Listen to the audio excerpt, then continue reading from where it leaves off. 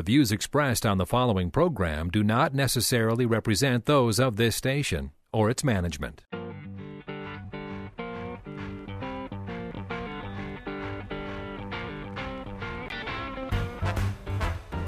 It's time for Where You Live with Gene and Tony, the show that's all about owning, buying, selling, renting, and association management.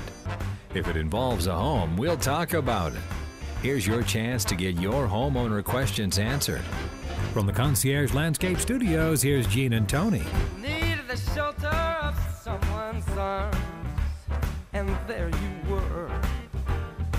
Needed someone to understand my ups and downs. Good morning and welcome to Where You Live with Gene and Tony. I'm Gene Sullivan. And I'm Tony Crockett. How are you doing today, Gene? I'm great. And you? I'm doing fine. You know, I wanted to bring something up. Every that? week we have stories about things that go wrong in homeowner associations, right? Yes, we do. And usually it's about problems with relationships in homeowners associations. Either the board isn't getting along with the members, the homeowners aren't getting along with their neighbors, the association is having a confrontation with the city. There's always some kind of negative relationship going on. People just don't know how to share, play with their toys and share, do they? That's right. But we have a great story today, a positive one out of Toledo, Ohio. Oh, tell us about it. Well, a homeowners association called the Homeowners Association of the Historic Westmoreland Neighborhood, I don't know if that's the entire title. They're having a food drive this holiday season. They have a tour. Because it's a historical neighborhood and it's on the historic register, they have a tour where people can come through and look at the old homes, see what they've done, and bring food for a food drive. They said it's a great community asset and will help provide food for others, especially during the holiday season. I think that's such a positive thing to do. Everything we talk about, isn't that nice to hear? You know, it's a great idea. Not only are they doing something helpful to their community, but I think this builds community within an association, don't you? Yes, it does. Yeah, that is just that's a great story. A lot of times people, will say that what is it? A dog biting man is not a news story, but man biting a dog is. This is kind of that. Yeah, we want things that are strange. They're a little bit different. Yeah, but I suppose in our society where all news seems to be strange. What seems to be strange is when you see a little something act good. of kindness. That's here, right? That's right. It's a great idea. People, communities are always talking about how do we get to know our neighbors? Nobody shows up for National Night Out and on and on. Doing things like this where everyone has a common purpose is a great idea. That's our hats off to the Homeowner Association of the Historic Westmoreland Neighborhood in Toledo, Ohio. Way to go. Well, folks, it's great to have you with us. We, of course, are broadcasting from the Natural Green Lawn and Landscape Studios. Remember, Natural Green is a locally owned and operated lawn and landscape care company. Their mission is to use the most environmentally sensitive products available to keep your lawn and landscape looking lush, beautiful, while still healthy for both people and pets. Whether you choose their organic program or their traditional one, rest assured they're always using horticulturally sound principles for some great results. Give them a call at 763-213-2410. And I will also say about Natural Green, with this last huge snowstorm that we had hit, we actually got a couple of good attaboys. Way to go. Wait a minute. We got a couple of compliments about snow removal? About snow removal, yes. Holy cow. And now there was a lot that weren't. And you always hear that. But there were a couple, and they were with the folks with Natural Green. That's good to hear. I want to add, though, about snow removal. Yes. Snow removal day, the first big snow is always a big day in our office, isn't it? Yes, it is. The phone rings off the hook. And usually because people's expectations are not in line with reality, right? Yeah. We have snowplow contractors that do a fabulous job, but they can't be everywhere doing everything at the same time. That's right. People aren't aware that the contract will say if they have a snow event, they call it, Yeah. of 10 inches or more. Yeah. The contract actually says best efforts will be made. That's right. To get That's out there right. because people fail to realize that if the state has not plowed their roads, the county has not plowed their roads, nobody's getting by. No one's getting anywhere. That's to right. get to another point of town. That's So right. things are slowed down everywhere. Yeah. So yes, that is. But hats off to all the snowplow contractors we work with. I want to Yes, say. we're so glad that you do that job and want to And do not it. us. Yes, not us.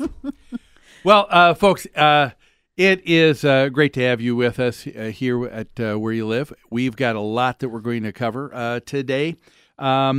And so without further ado, let's get into it with our first story in property management in the news.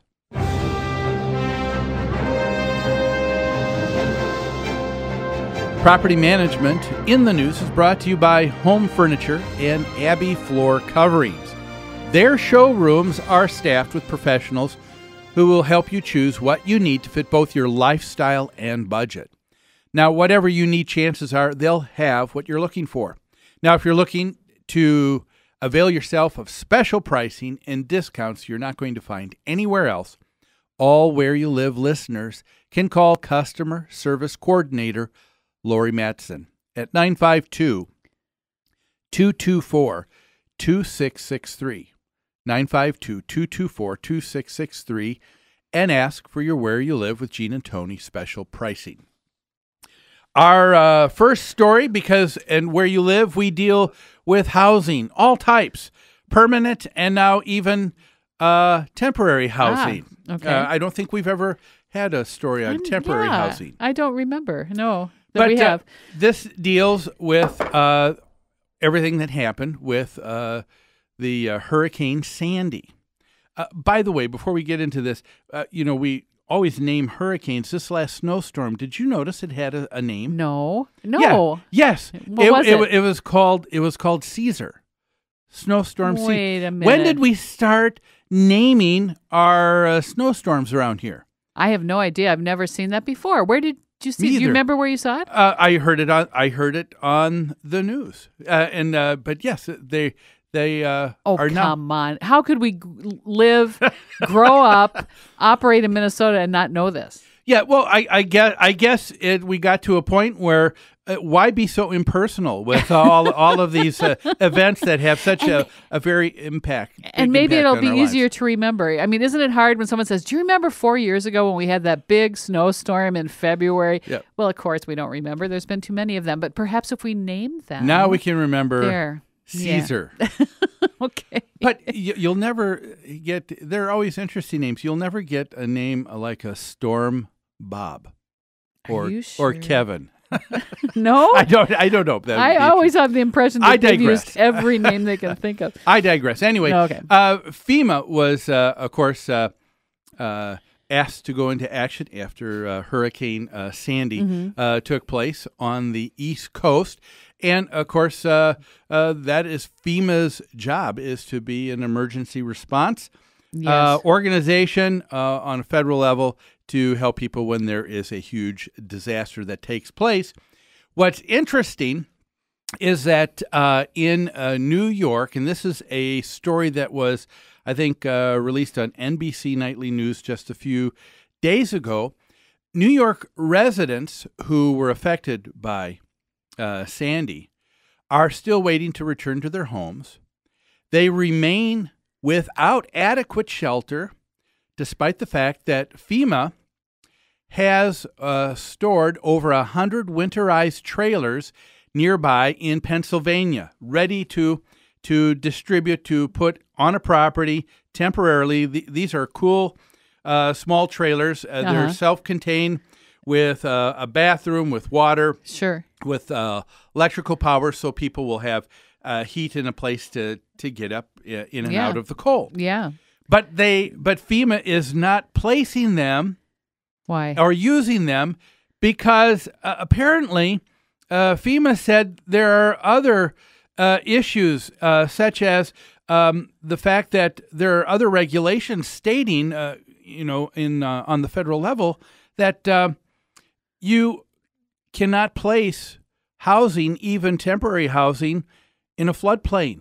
And all of the homes, of course, that were hit were in a floodplain. So these Isn't temporary that kind of housing. a contradiction? If they're supposed to be responding to flood victims, yeah, they're going to be operating in a floodplain, are they not? But that was the story. That was dear. the reason. So here we have over 100 trailers ready to They help can't be a used. number of families, and they're waiting to be used. FEMA Right. says, yes, we're Right. supposed to respond. Right. But then they said, there's other government regulatory. So it's all kinds of red tape. And it sounds Yes. like not only at the federal level, but also at the local level that's preventing them from moving these trailers onto where they're needed. My first reaction to this story, Gene, I'll Yes. tell you later. Yes, it looks like we're coming up to a break. So you saw the hands on the clock. I you? did. Well, we will take a break right now, and we're going to hear from what Tony thinks about this FEMA story. Yeah. So you don't go away. We'll be right back after these messages.